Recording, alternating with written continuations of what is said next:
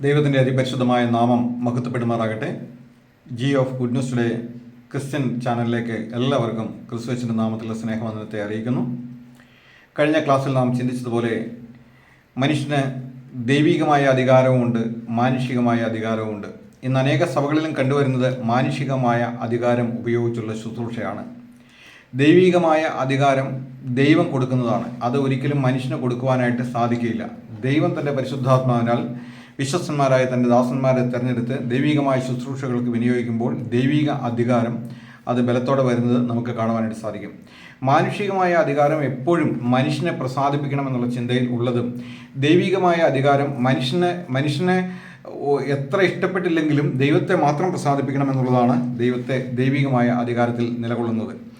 ദൈവികമായ അധികാരം ഒരിക്കലും മനുഷ്യനെ തിരിച്ചെടുക്കുവാനോ അല്ലെങ്കിൽ ബ്ലോക്ക് ചെയ്യുവാനോ അല്ലെങ്കിൽ തകർത്ത് കളയാനോ സാധ്യമല്ല.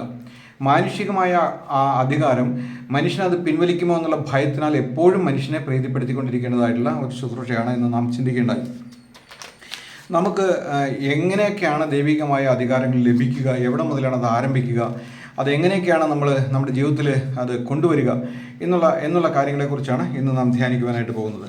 ഒന്നാമത് നമുക്ക് യോഹന്നാൻ്റെ സുവിശേഷം 1-ാം അധ്യായത്തിൻ്റെ 12-ാമത്തെ വാക്യം വായിക്കുമ്പോൾ, അവനെ കൈക്കൊണ്ട് അവൻ്റെ നാമത്തിൽ വിശ്വസിക്കുന്ന ഏവർക്കും ദൈവമക്കളാകുവാൻ അവൻ അധികാരം കൊടുത്തു. നമുക്ക് ആദ്യമായിട്ട് ലഭിക്കുന്ന അധികാരം എന്ന് പറയുന്നത് നാം ദൈവമക്കൾ ആകുക എന്നുള്ളതാണ്. എങ്ങനെയാണ് നാം ദൈവമക്കളാകുന്നത്? നാം അത് ഒരു പുരുഷൻ്റെ ഇഷ്ടം കൊണ്ടോ അല്ലെങ്കിൽ ഒരു സ്ത്രീയുടെ ഇഷ്ടം കൊണ്ടോ വരുന്ന ഒരു ജനനമല്ല. അത് ദൈവത്തിൻ്റെ ഇഷ്ടത്താൽ വരുന്ന ഒരു ജനനമാണ്. അതെങ്ങനെയാണ്? അവനെ കൈക്കൊണ്ട് അവൻ്റെ നാമത്തിൽ വിശ്വസിക്കുന്ന ഏവർക്കും ദൈവമക്കളാകുവാൻ അവൻ അധികാരം കൊടുത്തു. അപ്പോൾ നാം യേശുക്രിസ്തുവിനെ നമ്മുടെ ഹൃദയത്തിൽ വിശ്വസിച്ച് വായകൊണ്ട് ഏറ്റുപറയുമ്പോൾ ദൈവം അത് സ്വീകരിക്കുകയും നമ്മളെ ദൈവമക്കളായി കൈക്കൊള്ളുകയും ചെയ്യും. അതിനുള്ള ഉപാധി എന്ന് പറയുന്നത് അത് വിശ്വാസത്തിൻ്റെ ഒരു മാർഗമാണ്. യേശുക്രിസ്തു നമുക്ക് വേണ്ടി മരിച്ചു, ഉയർത്തെഴുന്നേറ്റ് സ്വർഗ്ഗത്തിലേക്ക് കയറിപ്പോയി എൻ്റെ പാപത്തിന് പരിഹാരം വരുത്തിയിരിക്കുന്നു നാം ഹൃദയം കൊണ്ട് വിശ്വസിച്ച് പാപക്ഷമയ്ക്ക് വേണ്ടി ദൈവത്തോട് ഏറ്റുപറഞ്ഞ് നിലവിളിക്കുമ്പോൾ ദൈവം നമ്മുടെ പാപങ്ങളെ ക്ഷമിച്ച് അവൻ്റെ മകനായി കൈക്കൊണ്ട് നാം പുതുതായിട്ട് നീതീകരിക്കപ്പെട്ടവനെ പോലെ ദൈവം ഭാഗം നിൽക്കുവാത്തക്കൊണ്ട് നമുക്ക് അധികാരം നൽകുന്നു. അതാണ് ഒന്നാമത് നമുക്ക് ലഭിക്കുന്നതായിട്ടുള്ള അധികാരം. അവനെ കൈക്കൊണ്ട് അവൻ്റെ നാമത്തിൽ വിശ്വസിക്കുന്ന ഏവർക്കും ദൈവമക്കൾ ആകുവാൻ നമുക്ക് അധികാരം നൽകിയിരിക്കുന്നു. ദൈവമക്കളാകുവാനുള്ള അധികാരമാണ്. സാധാരണ ഒരു നമ്മുടെ ഇന്ത്യയിലെ അല്ലെങ്കിൽ അമേരിക്കയിലെ പ്രസിഡൻറ്റിൻ്റെയോ അല്ലെങ്കിൽ പ്രധാനമന്ത്രിയുടെയൊക്കെ മക്കളെന്ന് പറയുമ്പോൾ അത് ഒരു അധികാരവും പദവിയൊക്കെ തന്നെയാണ്. പക്ഷേ ഈ പ്രപഞ്ചത്തിൻ്റെ ഉടയവനായ സർവശക്തനായ ദൈവം തമ്പുരാൻ്റെ മകനായിരിക്കുക, മകളായിരിക്കുക എന്ന് പറഞ്ഞു കഴിഞ്ഞാൽ അത് എത്രയോ ഉന്നതമായൊരു പദവിയാണ്. അത് അതിബൃഹത്തായ ഒരു പദവിയാണ്. കാരണം ദൈവം യേശുക്രിസ്തു തൻ്റെ പുത്രനായ യേശുക്രിസ്തുവിൽ നാം വിശ്വസിക്കുമ്പോൾ നമുക്കും ദൈവമക്കളാകുവാൻ അവൻ അധികാരം നൽകുകയാണ്. നാം ദൈവത്തിൻ്റെ മക്കളായിട്ട് തീരുന്നു. അപ്പോൾ ഒന്നാമത് നമുക്ക് ലഭിക്കുന്ന അധികാരം എന്ന് പറയുന്നത് നാം ദൈവത്തിൻ്റെ മക്കളായി തീരുന്നു എന്നുള്ളതാണ്. രണ്ടാമത് റോമർക്കെഴുതിയ ലേഖനം 8-ാം അധ്യായത്തിൻ്റെ 17-ാമത്തെ വാക്യം, നാം മക്കളെങ്കിലോ അവകാശികളും ദൈവത്തിൻ്റെ അവകാശികളും ക്രിസ്തുവിൻ്റെ കൂട്ടവകാശികളും തന്നെ. നാം കഴിഞ്ഞ ദിവസം ചിന്തിക്കേണ്ട, യേശു ക്രിസ്തുവിന് കൊടുത്തതെല്ലാം ദൈവം നമുക്ക് തൻ്റെ ഇളയ സഹോദരന്മാരെ നമുക്ക് തരും. നമ്മുടെ സഹോദരിമാർക്കും നമ്മുടെ സഹോദരന്മാർക്കും ദൈവം അത് തരും. കാരണം യേശു ക്രിസ്തുവിന് കൊടുത്ത എല്ലാ അധികാരവും എല്ലാ അവകാശവും ദൈവം നമുക്കും വാഗ്ദാനം ചെയ്തിരിക്കുകയാണ്. ഇവിടെ പറയാണ്, നാം മക്കളാണെങ്കിലോ അവകാശികളും ദൈവത്തിൻ്റെ അവകാശികളും ക്രിസ്തുവിൻ്റെ കൂട്ടവകാശികൾ. രണ്ട് തരത്തിലുള്ള അവകാശം നമുക്ക് ലഭിക്കുന്നുണ്ട്. ഒന്ന്, ദൈവത്തിൻ്റെ മക്കളായി തീരുമ്പോൾ ദൈവത്തിൻ്റെ അവകാശം ലഭിക്കുന്നു. രണ്ട്, യേശു ക്രിസ്തുവിൻ്റെ കൂട്ടവകാശവും നമുക്ക് ലഭിക്കുന്നു എന്ന് തിരുവെഴുത്ത് നമ്മെ പഠിപ്പിക്കുന്നു. നാം കഴിഞ്ഞ ക്ലാസ്സിൽ ചിന്തിച്ചതുപോലെ യേശുക്രിസ്തുവിന് പിതാവ് എന്തെല്ലാം അധികാരങ്ങളും എന്തെല്ലാം പദവികളും കൊടുത്തു, എന്തെല്ലാം അവകാശങ്ങളും കൊടുത്തു, അതെല്ലാം ഇളയ മക്കളായ നമുക്കും ഇന്ന് ലഭിക്കുന്നു എന്നുള്ളത് വളരെ ആശ്ചര്യകരമായ ഒരു കാര്യമാണ്. പക്ഷേ ഇന്നത്തെ ഒരു പ്രശ്നം എന്താണെന്ന് വെച്ച് കഴിഞ്ഞാൽ, ഈ പദവിയെ ദൈവമക്കളായിരിക്കുന്ന പലർക്കും അറിയില്ല. ഞാൻ ആരാണെന്നോ എൻ്റെ പദവി എന്താണെന്നോ ഞാൻ എന്തായി തീർന്നിരിക്കുന്നു എന്നോ അനേക ദൈവമക്കൾക്കും അറിയില്ല. ഒരു സഹോദരനാകട്ടെ ഒരു സഹോദരിയാകട്ടെ, അവൻ രക്ഷിക്കപ്പെട്ട് കഴിയുമ്പോൾ അവന് ലഭിക്കുന്ന അനുഗ്രഹങ്ങളും വാഗ്ദത്തങ്ങളും നിറയാണ്. ഏകദേശം 40-ലധികം വാഗ്ദത്തങ്ങൾ അവൻ്റെ മേൽ അപ്പോൾ തന്നെ വന്ന് വീഴുകയാണ്. എന്നാൽ ആ പദവികളും അനുഗ്രഹങ്ങളും ഒന്നും അവൻ തിരിച്ചറിയാതെ അവൻ ഇപ്പോഴും സാധാരണ മനുഷ്യനെ പോലെ ജീവിക്കുന്നത് നമുക്ക് കാണുവാനായിട്ട് സാധിക്കും. എന്നാൽ ദൈവമക്കളായിത്തീർന്ന നാം ഓരോരുത്തരും സാധാരണ മനുഷ്യരെ അല്ല. നാം അസാധാരണമായ പ്രവൃത്തികൾ ചെയ്യുവാൻ തക്കവണ്ണം, വീരപ്രവൃത്തികൾ ചെയ്യുവാൻ തക്കവണ്ണം ദൈവത്തിൻ്റെ തിരഞ്ഞെടുക്കപ്പെട്ട വ്രതന്മാരും വിശുദ്ധന്മാരുമാണ്. ഗലാത്യലേഖനം 4-ാം അധ്യായത്തിൻ്റെ 1-ാമത്തെ വാക്യത്തിൽ പറയുകയാണ്, ഗലാത്യർ 4:1. അവകാശി സർവ്വത്തിനും യജമാനനെങ്കിലും ശിശുവായിരിക്കുന്നിടത്തോളം ദാസനേക്കാൾ ഒട്ടും വിശേഷതയുള്ളവനല്ല. നമ്മൾ അവകാശികളാണ്, ദൈവമക്കളാണ്. സ്വർഗത്തിലെ ദൈവത്തിൻ്റെ എല്ലാ അവകാശത്തിനും വാഗ്ദാനത്തിനും നമ്മൾ യോഗ്യരാണ്. പക്ഷേ അവകാശി സർവ്വത്തിനും യജമാനനാണെങ്കിലും ശിശുവായിരിക്കുന്നിടത്തോളം ദാസനേക്കാൾ ഒട്ടും വിശേഷതയുള്ളവനല്ല. ഈ പ്രപഞ്ചത്തിൻ്റെ ഉടയവനായ സർവശക്തനായ ദൈവത്തിൻ്റെ മകനാണ് ഞാൻ. പക്ഷെ ഞാനൊരു ശിശുവായിരിക്കുന്നിടത്തോളം എനിക്ക് ദൈവം എന്തൊക്കെയാണ് ഒരുക്കി വെച്ചിരിക്കുന്നത്, എനിക്ക് ലഭിച്ചിരിക്കുന്ന അവകാശങ്ങൾ എന്തൊക്കെയാണെന്ന് തിരിച്ചറിയുവാൻ എനിക്ക് കഴിയുന്നില്ല. കാരണം ഞാനൊരു ശൈശവ ദിശയിലാണ്. അതുകൊണ്ടാണ് അപ്പോസ്തലൻ പറയുന്നത്, യജമാനൻ ശിശുവായിരിക്കുന്നിടത്തോളം കാലം ദാസനേക്കാൾ ഒട്ടും മെച്ചമുള്ളവനല്ല. ഒരു ഉദാഹരണം പറയുകയാണെങ്കിൽ, ഇപ്പോൾ ഒരു വലിയ കോടീശ്വരനായ മനുഷ്യൻ്റെ വസ്തുവകളിലൂടെ, എസ്റ്റേറ്റിലൂടെ തൻ്റെ ആ കോടീശ്വരൻ്റെ ഇളയ മകൻ, ഒരു മകനെ അല്ലെങ്കിൽ ഒരു മകളെ, 4-5 വയസ്സുള്ള ഒരു കുട്ടിയെ പിടിച്ചുകൊണ്ട് അവിടുത്തെ വേലക്കാരൻ അതിൽ നടക്കുകയാണ്. അപ്പോൾ അവിടെ മനോഹരമായ പൂന്തോട്ടമുണ്ട്. അപ്പോൾ ഈ കുട്ടി ഈ വേലക്കാരനോട് ചോദിക്കുകയാണ്, എനിക്ക് അതിൽ നിന്നൊരു പൂ പറിച്ച് തരുമോ? പിന്നെന്താ പറിച്ചു തരാമെന്ന് പറഞ്ഞ് വേലക്കാരനത് പൂ പറിച്ചു കൊടുക്കും. പക്ഷേ ആ കുട്ടിക്കറിയില്ല ഞാനിതിൻ്റെ ഈ ഭൂസ്വത്തിൻ്റെ ഉടമയാണെന്നും ഇതിൻ്റെ അവകാശിയാണെന്ന് ആ കുഞ്ഞിനറിയില്ല. അതിന് തിരിച്ചറിവായിട്ടില്ല. അതിപ്പോൾ ഇയാളുടെ ഒരു സഹായം തേടുകയാണ്. ആരുടെ? ഈ വേലക്കാരൻ്റെ, ഈ ദാസൻ്റെ ഒരു സഹായം തേടുകയാണ് അതിൽ നിന്നൊരു പൂ പറിക്കുവാനായിട്ട്. അല്ലെങ്കിൽ കുറച്ചുകൂടെ മുന്നോട്ട് ചെല്ലുമ്പോൾ ഒരു പഴം ഉണ്ടായി കിടക്കുന്നു. അപ്പോൾ കുഞ്ഞ് ചോദിക്കുകയാണ്, എനിക്കതിൽ നിന്നൊരു പഴം പറിച്ച് തരുമോ? കുഞ്ഞിന് പറിക്കാൻ കഴിയും, താഴെ മുട്ടിക്കിടക്കുന്ന പഴമാണ്. പക്ഷേ അത് തന്നെ പറിക്കാനായിട്ട് അതിന് ഭയമാണ്. അതുകൊണ്ട് ചോദിക്കുകയാണ്, എനിക്കതിൽ നിന്നൊരു പഴം പറിച്ച് തരുമോ? അപ്പോൾ ശിശുവിനെ പോലെ, ശിശുവായിരിക്കുന്നിടത്തോളം കാലം തൻ്റെ അധികാരത്തെക്കുറിച്ചും തൻ്റെ പദവികളെക്കുറിച്ചും തനിക്ക് ലഭിക്കുന്ന വരാൻ പോകുന്ന നന്മകളെക്കുറിച്ചും എന്നുള്ള അറിവ് ആ കുഞ്ഞിനില്ല. അതുകൊണ്ട് അത് യജമാനാണെങ്കിലും അതൊരു ദാസനെ പോലെ, ഒരു വേലക്കാരനെ പോലെ ആയിരിക്കുന്നത് നമുക്ക് കാണുവാനായിട്ട് സാധിക്കും. നമുക്ക് എന്തൊക്കെ അവകാശങ്ങളും എന്തൊക്കെ അധികാരങ്ങളുമാണ് നമുക്ക് ലഭിച്ചിരിക്കുന്നത് എന്ന് നമുക്കൊന്ന് പരിശോധിച്ച് നോക്കുവാനായിട്ട് സാധിക്കും. കർത്താവായ യേശുക്രിസ്തു നമുക്ക് ധൈര്യം ഉണ്ടാകുവാനും ദൈവത്തിൻ്റെ മക്കളെന്നുള്ള പദവിയിൽ നിലകൊള്ളുവാനും നമ്മളോട് പറഞ്ഞിരിക്കുന്ന അനേക വാഗ്ദത്തങ്ങളുണ്ട്. അതിലൊന്ന് യോഹന്നാന്റെ സുവിശേഷം 17-ാം അധ്യായത്തിന് 21-ാമത്തെ വാക്യം. നീ എന്നെ അയച്ചിരിക്കുന്നു എന്നും നീ എന്നെ സ്നേഹിക്കുന്നത് പോലെ അവരെയും സ്നേഹിക്കുന്നു എന്നും ലോകം അറിയുവാൻ നാം ഒന്നായിരിക്കുന്നത് പോലെ അവരും ഒന്നാകേണ്ടതിന് ഞാൻ അവരിലും നീ എന്നിലുമായി അവർ ഐക്യത്തിൽ തികഞ്ഞവരായിരിക്കേണ്ടതിന് തന്നെ. അപ്പോൾ യേശുക്രിസ്തു നമ്മുടെ മൂത്ത സഹോദരനും പിതാവായ ദൈവം നമ്മുടെ പിതാവാണെന്നും യേശുക്രിസ്തുവും ദൈവം ഒന്നായിരിക്കുന്നത് പോലെ നാമും യേശുക്രിസ്തുവിനോട് ചേർന്ന് പിതാവിനോട് ഒന്നായിരിക്കുന്നു എന്നുള്ള ഒരു തിരിച്ചറിവ് ലോകമറിയണം. നാം യേശുക്രിസ്തു ചെയ്തതുപോലെയുള്ള കാര്യങ്ങൾ ചെയ്യുമ്പോൾ ലോകത്തിന് മനസ്സിലാവും ഇവൻ ദൈവത്തിൻ്റെ, പ്രപഞ്ചത്തിൻ്റെ, കടവുളിൻ്റെ ഈ സർവശക്തനായ ദൈവത്തിൻ്റെ മകളാണെന്ന് ലോകത്തിന് മനസ്സിലാകുവാൻ തക്കവണ്ണം നാം ഒരു ഫെലോഷിപ്പിലായിരിക്കുന്നു. പിതാവും പുത്രനും പരിശുദ്ധാത്മാവും ഞാനും നമ്മൾ ഒന്നായിരിക്കുവാൻ തക്കവണ്ണം കർത്താവായ യേശുക്രിസ്തു നമുക്ക് വേണ്ടി പ്രാർത്ഥിക്കുകയും അത് നമ്മെക്കുറിച്ച് അതിനെക്കുറിച്ച് പറയുകയും ചെയ്യുന്നത് നമുക്ക് കാണുവാനായിട്ട് സാധിക്കും. പലപ്പോഴും നമുക്ക് പറ്റുന്ന ഒരു പ്രശ്നം എന്താണെന്ന് വെച്ചാൽ, നാം ദൈവങ്ങളാക്കി തീർന്നതിന് ശേഷം അതുവരെയുള്ള നമ്മുടെ എല്ലാ പാപങ്ങളും ദൈവം നമുക്ക് ക്ഷമിച്ചു തന്നു. നാം ഒരു പുതിയ സൃഷ്ടിയായി. ഒരുവൻ ക്രിസ്തുവിലായാൽ അവൻ പുതിയ സൃഷ്ടിയായി. പഴയത് കഴിഞ്ഞുപോയി. പക്ഷേ എന്നിരുന്നാലും നാം ഈ ജഡത്തിൽ വസിക്കുന്നിടത്തോളം പാപത്തെക്കുറിച്ചുള്ള വലിയ വാഞ്ച ഈ ജഡം എപ്പോഴും ചെയ്തുകൊണ്ടിരിക്കും. മോഹങ്ങൾ നമുക്ക് കൊണ്ടുവന്ന് തന്നുകൊണ്ടിരിക്കും. അപ്പോൾ നാം മോഹം എന്തെന്ന് അറിയില്ലായിരുന്നെങ്കിൽ, അങ്ങനെ ഒരു കൽപ്പന ഇല്ലായിരുന്നുവെങ്കിൽ നാം മോഹത്തെക്കുറിച്ച് ചിന്തിക്കുകയോ അല്ലെങ്കിൽ അതുവഴി നടക്കുകയോ ചെയ്യേണ്ട ആവശ്യം ഉണ്ടാകുമായിരുന്നില്ല. എന്നാൽ നാം രക്ഷിക്കപ്പെട്ടതിന് ശേഷവും അറിയാതെ ചെയ്തു പോകുന്ന പാപങ്ങളുണ്ട്. നാം വീണു പോകുന്ന ചില സാഹചര്യങ്ങളുണ്ട്. നമ്മുടെ സംസാരത്തിൽ, നമ്മുടെ പെരുമാറ്റങ്ങളിൽ, നമ്മുടെ ഇടപാടുകളിൽ, നമ്മുടെ കൊടുക്കൽ വാങ്ങലുകളിൽ, നമ്മുടെ രഹസ്യമായ ചിന്തകളിൽ, നമ്മുടെ ചിന്താമണ്ഡലങ്ങളിൽ പല നിലയിലും നാം പാപത്തിൽ വീണു പോകുവാനായിട്ട് സാധ്യത വളരെ കൂടുതലാണ്. ഈ ജഡം എപ്പോഴും നമ്മളെ പാപത്തിനായിട്ട് പ്രേരിപ്പിച്ചുകൊണ്ടിരിക്കുകയാണ്. അങ്ങനെ പാപത്തിനായിട്ട് പ്രേരിപ്പിച്ചുകൊണ്ടിരിക്കുമ്പോൾ നാം എന്ത് ചെയ്യണം? രക്ഷിക്കപ്പെട്ട ഒരു ദൈവത്തിൽ അവൻ്റെ കഴിഞ്ഞകാല എല്ലാ പാപങ്ങളും ദൈവം ക്ഷമിച്ചു തന്ന അവനെ പുതിയ സൃഷ്ടിയാക്കി അവനെ നീതിമാനാക്കി വെച്ചിരിക്കുകയാണ്. യേശുക്രിസ്തു മുഖാന്തരം നീതീകരിക്കപ്പെട്ടു.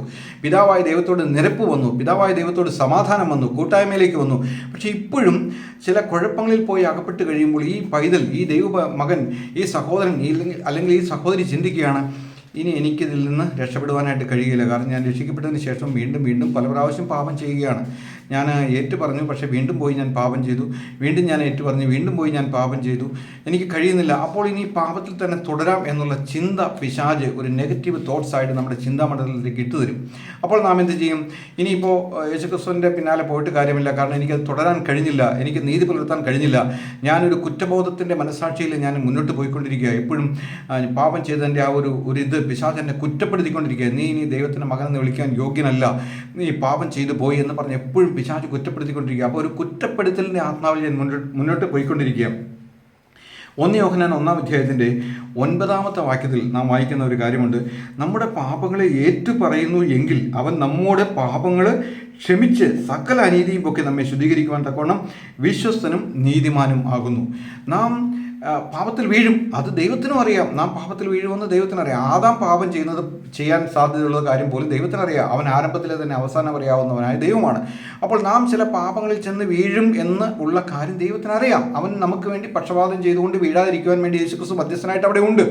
എങ്കിലും നമ്മുടെ ജഡം പലപ്പോഴും നമ്മളെ പാപം ചെയ്യുവാൻ പ്രേരിപ്പിച്ച് നാം പാപത്തിൽ പോയി വീഴും. അങ്ങനെ പാപത്തിൽ പോയി വീണ് കഴിഞ്ഞാൽ നാം എന്ത് ചെയ്യണം?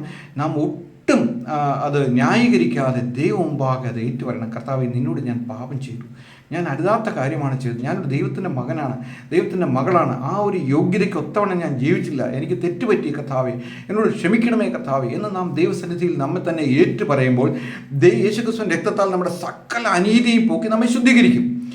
എന്നാൽ വീണ്ടും പോയി നമ്മൾ പാപം ചെയ്യും, വീണ്ടും പാപത്തിൽ വീഴും. അപ്പോൾ നമ്മൾ പിന്നെ ചിന്തിക്കുന്ന ഒരു കാര്യം എന്താണെന്ന് വെച്ച് കഴിഞ്ഞാൽ, ഇനി എനിക്ക് ജയമില്ല, ഞാൻ തോറ്റുപോയി. എന്നാൽ ഒരു നാളിൽ നമുക്ക് ജയമുണ്ട്, സംശയമില്ലാത്ത കാര്യമാണ്. കാരണം യേശുക്രിസ്തുവിൻ്റെ അടുക്കൽ പത്രോസ് അപ്പോസ്തലൻ ഒരിക്കൽ വന്നിട്ട് ചോദിച്ചു, ഞാൻ എൻ്റെ സഹോദരനോട് എത്ര പ്രാവശ്യം ക്ഷമിക്കണം? ഞാൻ അവനോട് തെറ്റ് ചെയ്തു പോയി, അവൻ എൻ്റെ അടുക്കൽ വന്ന് ക്ഷമ ചോദിച്ചു, ഞാൻ എത്ര പ്രാവശ്യം, അവൻ എൻ്റെ അടുക്കൽ തെറ്റ് ചെയ്തു, അവൻ എന്നോട് ക്ഷമ ചോദിച്ചു, ഞാൻ എത്ര പ്രാവശ്യം അവനോട് ക്ഷമിക്കണം? 7 വട്ടം മതിയോ എന്ന് കർത്താവിനോട് പത്രോസ് ചോദിച്ചു. പത്രോസിനോട് കർത്താവ് പറഞ്ഞ മറുപടി 7 അല്ല, 70 വട്ടം ക്ഷമിക്കണമെന്ന് പറഞ്ഞു. 70 എന്ന് പറഞ്ഞു കഴിഞ്ഞാൽ 7 × 70 = 490 പ്രാവശ്യം നീ ക്ഷമിക്കാൻ തയ്യാറാകണമെന്ന് പത്രോസിനോട് കർത്താവ് പറയുകയാണ്.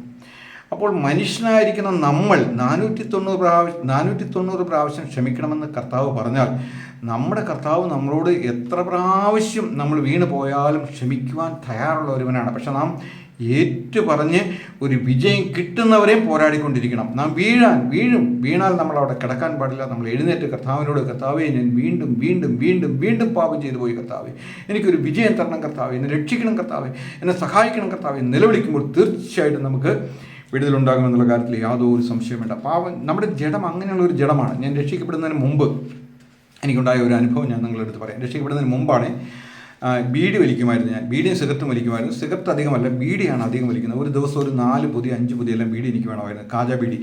അതെങ്ങനെയോ ഞാൻ അതിൽ ചെന്ന് പെട്ടു. ഞാൻ അങ്ങനെ ഭയങ്കരമായിട്ട് വലിക്കുമായിരുന്നു. അത് ഒരു ചെയിൻ സ്മോക്കിംഗ് പോലെ ഇങ്ങനെ 1 by 1 ആയിട്ട് വലിച്ചുകൊണ്ടേയിരിക്കും. ഇത് നിർത്തുവാൻ വേണ്ടി പല പ്രാവശ്യം ഞാൻ ശ്രമിച്ചു. ഇതൊരു മോശമാണെന്നും വൃത്തികേടാണെന്നും പാപമാണെന്നൊക്കെ എനിക്കറിയാം. പക്ഷെ അതിൽ നിന്ന് ഒരു ജയം എനിക്ക് കിട്ടുന്നില്ല. അനേക പ്രാവശ്യം കുരുമുളക് തിന്ന് 4 ദിവസം നിർത്തി നോക്കും, 1-ാം തീയതി വരുമ്പോൾ ഒരു 4 ദിവസം നിർത്തി നോക്കും. പക്ഷേ വീണ്ടും ആരെങ്കിലും വലിക്കുന്നത് കാണുമ്പോൾ അല്ലെങ്കിൽ ആരുടെയെങ്കിലും അടുത്ത് പോയിരിക്കുമ്പോൾ എനിക്ക് വീണ്ടും വലിക്കാനായിട്ട് തോന്നും. അങ്ങനെ പല പ്രാവശ്യം ഞാനത് വലിച്ചുകൊണ്ടേയിരുന്നു. എത്രയോ പ്രാവശ്യം അതിനുവേണ്ടി പരിശ്രമിച്ചിട്ട് ഞാൻ അതിൽ നിന്ന് വീണ്ടും വലിച്ചുകൊണ്ടിരുന്നു. എനിക്കറിയാം അതൊരു ഒരു കുഴപ്പമാണ്. കാരണം ഈ പ്രായം ആളുകളോട് പോയി തീ ചോദിക്കുക, അല്ലെങ്കിൽ അവരോട് പോയി ബീഡി ചോദിക്കുക, വളരെ വൃത്തിഹീനമായ വൃത്തികെട്ട ഒരു ശീലമായിരുന്നു അത്. അങ്ങനെ ഇരിക്കെ ഒരു ദിവസം ഞാൻ ഒരു ജോലി കഴിഞ്ഞ് മടങ്ങി വരുമ്പോൾ അവിടെ ഒരു പള്ളിയിൽ, ഒരു കത്തോലിക്ക പള്ളിയിൽ ഒരു കൺവെൻഷൻ പ്രോഗ്രാം നടക്കുകയാണ്. അപ്പോൾ അച്ഛൻ ഇങ്ങനെ പറയുകയാണ്, ബീഡി വലിക്കുന്നത് പാപമാണ്, കള്ള് കുടിക്കുന്നത് പാപമാണ്, നിങ്ങളത് നിർത്തണം, നിങ്ങൾ മാനസാന്തരപ്പെടണം എന്നെല്ലാം പറഞ്ഞ് അച്ഛൻ പ്രസംഗിക്കുക. ഞാൻ ആ റോഡ് സൈഡിൽ കൂടെ ഇങ്ങനെ വരികയാണ്. അപ്പോൾ എനിക്ക് തോന്നി, കർത്താവ്, ഇത് പാപം തന്നെയാണെന്ന് അറിയാം, പക്ഷേ ഇത് പറ്റണ്ടേ, ഇത് നിർത്താനായിട്ട് പറ്റുന്നില്ല ദൈവം, ഇനി ഞാൻ വലിക്കുകയില്ല. എൻ്റെ ആ സമയത്ത് ഒരു പൊതി ബീഡിയുണ്ട്, ഇനി ഞാൻ വലിക്കുകയില്ല എന്ന് പറഞ്ഞ് 5 മിനിറ്റ് മുമ്പ് വാങ്ങിച്ച ബീഡിയാണ്. ആ ബീഡി ഞാൻ വട്ടം ഒടിച്ച് എറിഞ്ഞു കളഞ്ഞു. കർത്താവ്, ഇനി ഞാൻ വലിക്കുകയില്ല, കർത്താവ് എന്നോട് ക്ഷമിക്കണമെന്ന് പറഞ്ഞ് ഞാൻ മുന്നോട്ട് നടന്നു. അങ്ങനെ മുന്നോട്ട് പോയി. ഇനി എനിക്ക് എൻ്റെ വീടെത്താനായിട്ട് ഒരു 1/2 കിലോമീറ്ററോടെ ഉണ്ട്. അവിടെ 1/2 കിലോമീറ്റർ എത്താറായി കഴിഞ്ഞപ്പോൾ എൻ്റെ മനസ്സിൽ ഒരു ഭയങ്കര പ്രേരണ. കാരണം രാത്രിയാണ്, സമയം ഒരു 7 മണി 8 മണി രാത്രിയായി. ഇനി വീട്ടിൽ ചെല്ലുമ്പോൾ അവിടെ ഭാര്യയും കുഞ്ഞുങ്ങളും ആ സമയത്ത് വീട്ടിലില്ല, അവരുടെ വീട്ടിലേക്ക് പോയിരിക്കും. ഞാൻ തനിയാണ്, കറണ്ട് കിട്ടിയിട്ടില്ലാത്തൊരു വീടാണ്. അപ്പോൾ ഞാൻ ആലോചിച്ചു, ഇനി വീട്ടിൽ ചെന്ന് ഒറ്റയ്ക്ക് ഇരിക്കുമ്പോൾ വീട് വലിക്കാതിരുന്നു കഴിഞ്ഞാൽ എന്ത് ചെയ്യും? അപ്പോൾ ഇനി ഒരു കടയും കൂടി ഉള്ളൂ, ഒരു പെട്ടിക്കട മാത്രമേ ഇനി ഉള്ളൂ. അപ്പോൾ ഞാനിങ്ങനെ പറഞ്ഞു, കർത്താവേ, ഇനി ഞാൻ ഇന്നും കൂടെ ഞാൻ വലിക്കാം, നാളെ മുതൽ എന്തായാലും ഞാൻ വലിക്കില്ല എന്ന് പറഞ്ഞ് ഞാനൊരു പൊതി ബീഡി മേടിച്ചു, തീപ്പെട്ടിയും വാങ്ങിച്ചു. അങ്ങനെ ഞാൻ അവിടെ പോയി വീട്ടിലേക്ക് ചെന്ന് കയറി. അപ്പോൾ വീട്ടിലേക്ക് പോകുന്നതിന് തൊട്ട് മുമ്പായിട്ട് വലിക്കാൻ അതിഭയങ്കരമായ പ്രേരണ എനിക്കങ്ങ് വരികയാണ്. ജഡമങ്ങ് സമ്മതിക്കുന്നില്ല. അപ്പോൾ വലിക്കണം എന്നൊരു ചിന്ത അങ്ങനെ വന്നിട്ട് അവസാനം ഞാൻ ആ ബീഡി വലിച്ചു. എനിക്ക് ഭയമുണ്ടെങ്കിൽ ഞാൻ ആ ബീഡി വലിച്ചു. ഞാൻ അല്പം മുമ്പാണ് തീരുമാനമെടുത്തത്, ഇനി ഒരിക്കലും വലിക്കില്ല തീരുമാനമെടുത്തത്. പക്ഷേ തീരുമാനത്തിൽ ലംഘിച്ചുകൊണ്ട് ഞാൻ വലിച്ച് വീട്ടിൽ ചെന്ന് ഞാൻ കതക് തുറക്കാനായിട്ട് തുറക്കാനായിട്ട് താക്കോലെടുത്ത്, അപ്പോൾ എനിക്കന്ന് കറണ്ട് കിട്ടിയിട്ടില്ല എന്ന് ഞാൻ പറഞ്ഞില്ല, എൻ്റെ ടോർച്ചൊന്നുമില്ല. ഞാൻ ഈ തീപ്പെട്ടി ഉരയ്ക്കുകയും അതിൻ്റെ ഫോസ്ഫറസ് പൊട്ടി ഒരു തീഗോളമായിട്ട് വന്ന് എൻ്റെ വലതുവശത്തെ കണ്ണിലേക്ക് പതിക്കുകയും ചെയ്തു. ഞാൻ കർത്താവേ നിലവിളിച്ചു. ഞാൻ ഒരു കണക്കിന് വേഗത്തിൽ കതക് തുറന്ന് അകത്ത് കയറി ഒരു പായ എടുത്തിട്ട് മുട്ടിന്മേൽ നിന്നു. എനിക്കൊന്നും കാണാൻ പാടില്ല. എൻ്റെ ആ കണ്ണ് വെറുതെ ബ്ലാങ്ക് ആയിട്ടിരിക്കുകയാണ്. ഒരു മഞ്ഞ് മാത്രമല്ലാതെ എനിക്കൊന്നും കാണാനായിട്ട് പറ്റുന്നില്ല. ഞാനവിടെ മുട്ടുകാലിൽ നിന്ന് കരഞ്ഞ് പ്രാർത്ഥിച്ചു, കർത്താവേ എനിക്ക് പറ്റാത്തത് കൊണ്ടാണ്, ഞാനിനി ഒരിക്കലും വലിക്കുകയില്ല കർത്താവേ, ഞാനിനി ഒരിക്കലും വലിക്കുകയില്ല കർത്താവേ, എന്നോട് ക്ഷമിക്കണം എന്ന് പറഞ്ഞ് ഞാൻ കുറേ കരഞ്ഞ് പ്രാർത്ഥിച്ച് അവിടെ മുട്ടുമേൽ നിന്ന് എൻ്റെ കണ്ണ് പോവുകയാണ്. അപ്പോൾ ഞാൻ കരഞ്ഞ് അവസാനം പതുക്കെ ആ മഞ്ഞ് ആ മൂടൽ മാറി എനിക്ക് കാഴ്ച കിട്ടി. അതൊരു ഭയാനകമായ സംഭവമായിരുന്നു.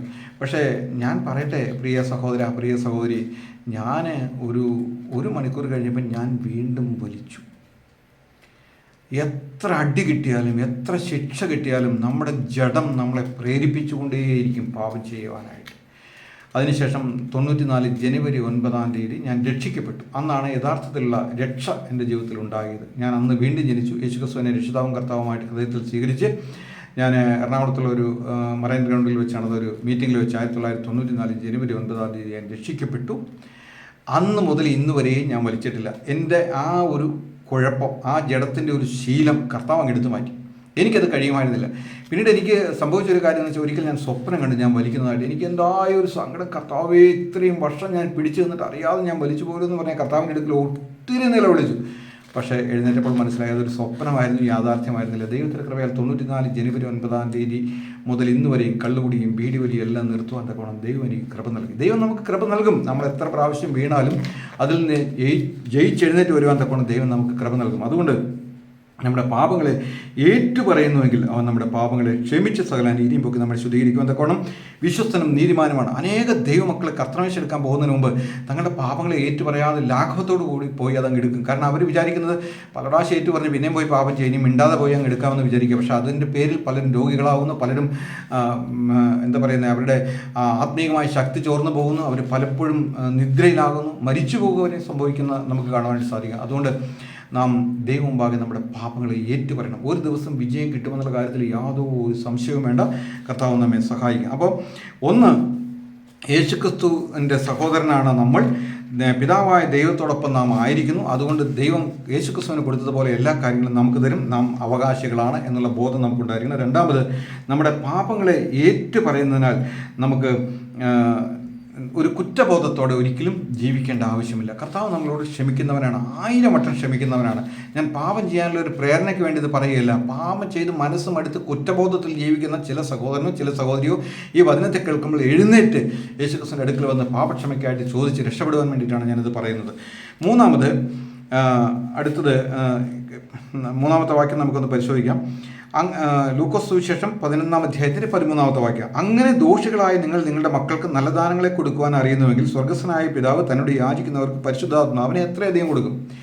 നമ്മുടെ സാധാരണ മാതാപിതാക്കൾ നമ്മൾ ചോദിക്കുന്ന പല കാര്യങ്ങളും നമുക്ക് നടത്തി തരും.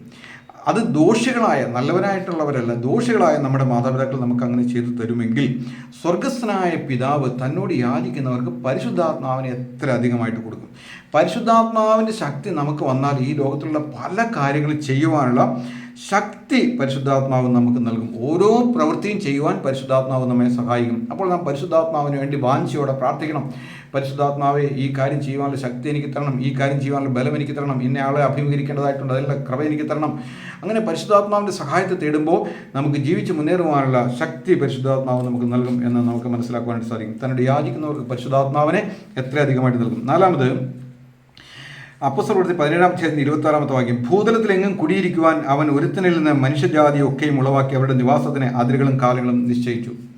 അപ്പോൾ നമ്മുടെ അതിരുകൾ, നമ്മുടെ പരിമിതികളെല്ലാം ദൈവം നിശ്ചയിച്ച് വെച്ചിരിക്കുകയാണ്. നമ്മൾ എവിടെയായിരിക്കണം, നമ്മുടെ ജോലി എന്തായിരിക്കണം, നമ്മുടെ മാതാപിതാക്കൾ ആരായിരിക്കണം, നമ്മുടെ കുഞ്ഞുങ്ങൾ എവിടെയായിരിക്കണം, എല്ലാ കാര്യങ്ങളിലെയും പരിമിതിയിൽ ദൈവം വെച്ചിരിക്കുകയാണ്. കാരണം അത് ദൈവത്തിൻ്റെ ഒരു ക്രമീകരണമാണ്. ദൈവം അത് അനുവദിച്ച് വെച്ചിരിക്കുകയാണ്. എന്നാൽ നമുക്ക് അതിൽ നിന്ന് പിന്നീട് മാറ്റം ഉണ്ടാകും.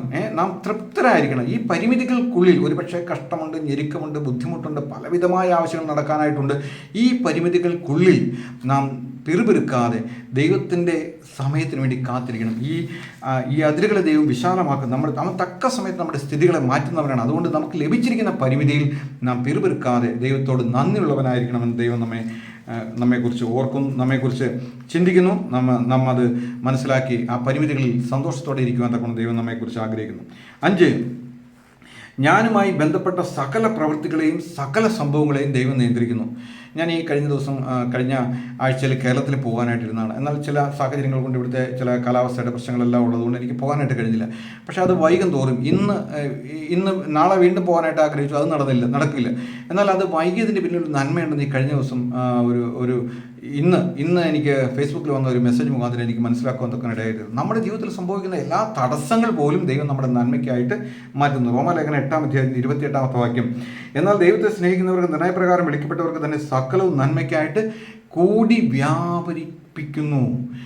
വ്യാപരിപ്പിക്കുകയാണ്. നമ്മുടെ ജീവിതത്തിൽ ഉണ്ടാകുന്ന ഞെരുക്കം, കഷ്ടം, ദുഃഖം, പ്രയാസം, ഒരു വൈകൽ, പല കാര്യങ്ങൾക്ക് വേണ്ടി നമ്മൾ കാത്തിരിക്കുമ്പോൾ അത് വൈകിപ്പോവുകയാണ്. ആ വൈകിപ്പോകുന്നത് പോലും ദൈവം നമ്മുടെ നന്മയ്ക്കായിട്ട് കൂടി വ്യാപരിപ്പിക്കുന്നു.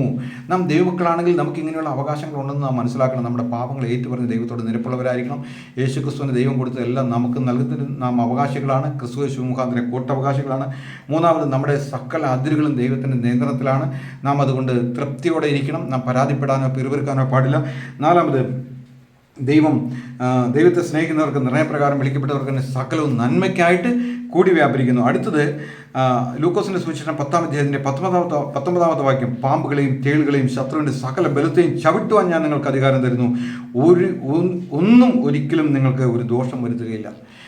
അടുത്ത ഒരു അധികാരം, നാം ദൈവമക്കളായിരിക്കുവാൻ അധികാരം തന്നത് മുതൽ ഇതുവരെയുള്ള അവകാശങ്ങളെക്കുറിച്ച് നാം ചിന്തിക്കേണ്ടായി, അധികാരങ്ങളെക്കുറിച്ച് ചിന്തിക്കേണ്ടായി. ഇപ്പോൾ നമുക്ക് ലഭിക്കുന്ന ഒരു അധികാരമാണ് പാമ്പിനെയും തേളിനെയും അല്ല, പാമ്പുകളെയും തേളുകളെയും സർപ്പത്തിൻ്റെ ശത്രുവിൻ്റെ സകല ബലത്തെയും ചവിട്ടുവാൻ ഞാൻ നിങ്ങൾക്ക് അധികാരം നൽകിയിരിക്കുന്നു. പിശാച് എത്രയൊക്കെ പണിപ്പെട്ടാലും അവൻ്റെ ബലത്തെ ചവിട്ടുവാൻ, നമ്മുടെ കാൽ കീഴാക്കുവാൻ ദൈവം നമുക്ക് അധികാരം നൽകി. യേശുവിൻ്റെ നാമത്തിൻ്റെ ശക്തി അത്ര വലുതാണ്. ഞാനിവിടെ ഈ വിഷയത്തിന്മേലൊക്കെ വളരെ പോരാടിക്കൊണ്ടിരിക്കുന്ന ഒരു മനുഷ്യനാണ്. കാരണം എനിക്കെതിരെ അത്രമാത്രം മന്ത്രവാദങ്ങളും പൂജകളും എണ്ണങ്ങളും തിട്ടങ്ങളും സേവനങ്ങളും എല്ലാം നടത്തിക്കൊണ്ടിരിക്കുകയാണ്. ദൈവത്തിൻ്റെ കൃപയാൽ ദൈവം അതെനിക്ക് കാണിച്ചു തരികയും ഞാൻ അതിനുവേണ്ടി യുദ്ധം ചെയ്യുകയും യേശുക്രിസ്തുവിൻ്റെ നാമത്തിൽ ഞാൻ അങ്ങനെയുള്ള പിശാചുകളെ, പാമ്പുകളെയും തേളുകളെയും സർപ്പത്തിൻ്റെ വല്ലമയെല്ലാം യേശുവിൻ്റെ നാമത്തിൽ ചവിട്ടി നമ്മുടെ കാൽ കീഴാക്കുവാൻ ദൈവം നമുക്ക് അധികാരം നൽകിയിരിക്കുന്നു. പിശാചിനെ കർത്താവ് തോൽപ്പിച്ചു. മരണത്തിൻ്റെ അധികാരിയായിരുന്ന പിശാചിനെ തൻ്റെ മരണത്താൽ തോൽപ്പിച്ച് ജീവപര്യന്തം മരണഭീതികളിൽ അടിമകളായിരുന്ന നമ്മെ എല്ലാവരും വിടുവിച്ചിരിക്കുകയാണ്. നമുക്കിന്ന് പിശാചിൻ്റെ മേൽ അധികാരമുണ്ട്. നാം യേശുവിൻ്റെ നാമത്തിൽ നിൽക്കുമ്പോൾ പിശാചിൻ്റെ മേൽ നമുക്ക് അധികാരം ലഭിക്കുന്നു. അവനെ നമ്മുടെ കാൽ കീഴാണ്. അവന് നമ്മൾ ഒന്നും ചെയ്യുവാനായിട്ട് കഴിയില്ല. അവിടെ പറയാണ്, യാതൊന്നും നിങ്ങൾക്ക് ഒരു ദോഷവും വരുത്തുകയില്ല. ഒരു ദോഷവും വരുത്താതെ നമ്മളെ കാക്കുന്ന പരിശുദ്ധാത്മാവ് നമ്മുടെ കൂടെയുണ്ട്. ശക്തി തരുന്ന യേശുക്രിസ്തു നമ്മുടെ കൂടെയുണ്ട്. നമ്മെ കാത്തു പരിപാലിക്കുന്ന ദൈവം നമ്മുടെ കൂടെയുണ്ട്. സർവശക്തനായ ദൈവം നമ്മളെ മക്കളായിട്ട് തിരഞ്ഞെടുത്തു. അവനെ കൈക്കൊണ്ട് അവൻ്റെ നാമത്തിൽ വിശ്വസിക്കുന്ന ഏവർക്കും ദൈവമക്കളാകുവാനുള്ള അധികാരം നമുക്ക് ദൈവം നൽകിയിരിക്കുകയാണ്. യേശുക്രിസ്തു പറഞ്ഞു, യേശുക്രിസ്തുവിൻ്റെ പ്രസംഗം കേട്ടപ്പോൾ ആളുകൾ പറഞ്ഞു, ഇവൻ ശാസ്ത്രിമാർ സംസാരിക്കുന്നത് പോലെയല്ല, ഇവൻ പരീശന്മാർ സംസാരിക്കുന്നത് പോലെയല്ല, ഇവൻ്റെ വചനത്തിങ്കൽ ശക്തിയുണ്ട്, അവൻ അധികാരത്തോടെ സംസാരിക്കുന്നു, അവൻ പറയുന്ന വാക്കുകൾ അധികാരത്തോടെയാണ്. ഇന്ന് അനേക ഇടങ്ങളിലും മാനുഷികമായ ശുശ്രൂഷകൾ നടക്കുന്നു. എന്നാൽ ദൈവികമായ അധികാരത്തോടെ ശുശ്രൂഷ ചെയ്യുവാൻ തക്കോണം, ദൈവികമായ അധികാരം നമ്മുടെ ജീവിതത്തിൽ അത് പ്രായോഗികമാക്കി തീർക്കുവാൻ തക്കോണം ഇന്നത്തെ വചനകേൾവി ഇടയായി തീരുമാറാകട്ടെ. എല്ലാ നിലയിലും ദൈവനാമം മഹത്വപ്പെടുത്തി നാം എവിടെയൊക്കെ വീണ് കിടക്കുന്നു അവിടെ നിന്ന് എഴുന്നേറ്റ് യേശുക്രിസ്തുവിൻ്റെ നാമത്തിൽ ജയം പ്രാപിച്ച് മുന്നേറുവാൻ തക്കോണം ഇന്നത്തെ വചനകേൾവി സഹായിക്കട്ടെ. കർത്താവിൻ്റെ വലിയ നാമം ഇന്നുമെന്നേക്കും മഹത്വപ്പെടുമാറാകട്ടെ. ആമേൻ, ആമേൻ.